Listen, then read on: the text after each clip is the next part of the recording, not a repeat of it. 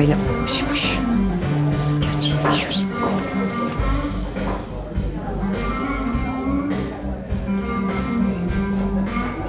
Bir şey.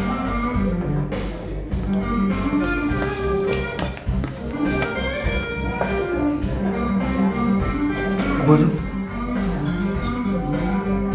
Çocuk sahibi olmayı düşünüyor musun? Yani tabii.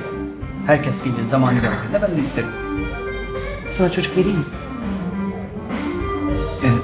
Burada mı? Yok, burada değil, evde. Yani buradan çıktıktan sonra size mi gidelim? Ben bir şey anlamadım. Bak, mama parasını bırakırım. Melis'ciğim ne diyorsun? Bir şey anlamıyorum. Tamam, belki istesin.